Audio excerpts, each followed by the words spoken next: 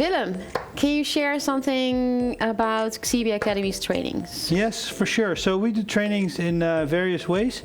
I think one of the things that makes us strong is we work with quite a lot of experienced trainers. High skill level, high knowledge level, so I think they know what they're talking about.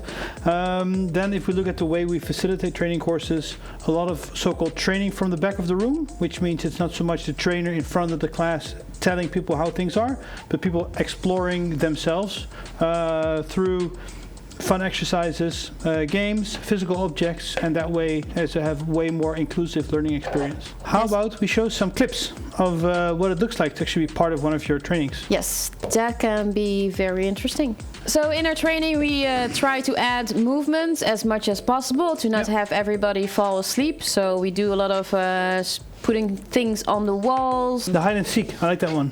Or the, what do you call it? The data hunt? The data hunt. Yes. Walking around, collecting items from the room. I think that's quite good.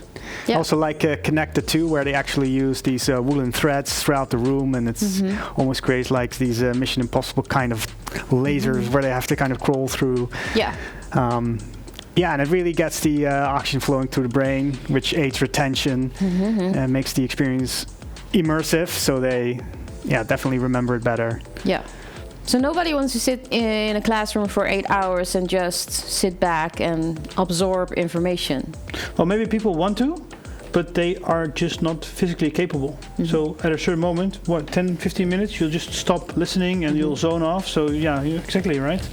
I think Sjoerd has it after 15 seconds already. So he's somebody that needs to keep going, which makes sense. So I think that's something that we want to bring back into our training courses. Yes. 1 day, 2 days, it doesn't even matter. But I think it's good that you sort of keep moving, keep interacting with people, and making sure your brain doesn't get sort of distracted and fried. It's more about keeping them engaged, I would say. And these happy interactions also release happy brain chemicals, as I like to call them, which really stimulates trust in the group, develops psychological safety. You know, people get more comfortable getting outside of their comfort zones. You want to have your learners to feel safe, psychologically feel safe, because if they're uncomfortable and they feel scared, not much learning will be done. So we also always try to make people feel comfortable. Comfortable, trusted. Yeah. Yeah. In a safe place, safe spot. We do stretch breaks too. Yeah. Yeah, I stopped doing that because I hurt my back a bit when I did that. So. Willem, do you have other ways that you can make your training more involving and engaging? What do you use? I think one of the powers that I also really love to use is the power of storytelling. Taking people with you on a journey, trying to get them to see a certain topic through a story and using analogies, these kinds of things. Generally also helps for people to really remind a topic and remember it later on still. Yeah, so it's about evoking emotions. Are there other ways? I think drawing is also one of your... Yeah, sketchnoting, making things visible and transparent helps a lot. And some jokes maybe left and right. Making some humor in, bringing it light so people are open to learn. I think you used the word trust as well. Creating an environment of trust I think helps a lot. Yeah.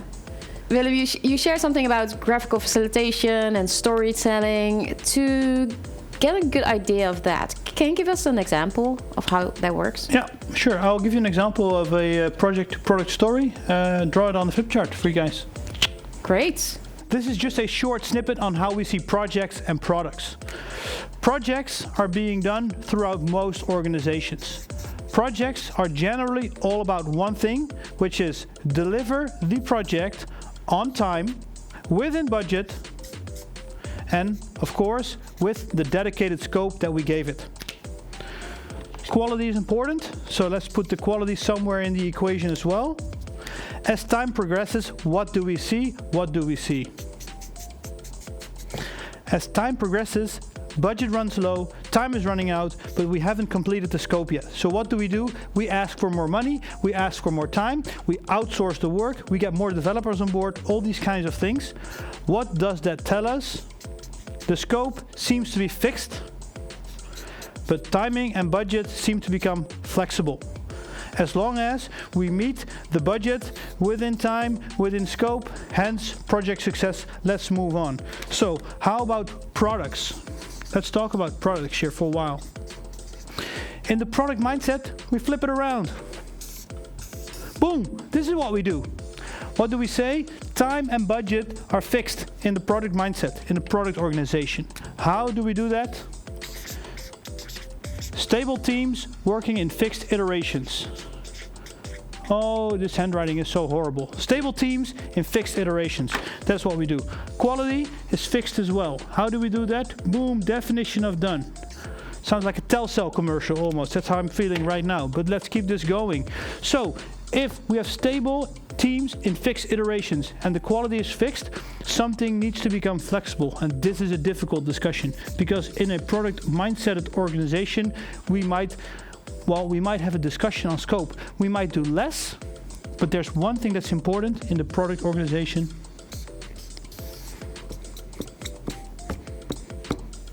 Happy customers. That's what it's all about. Creating value. That's what we want.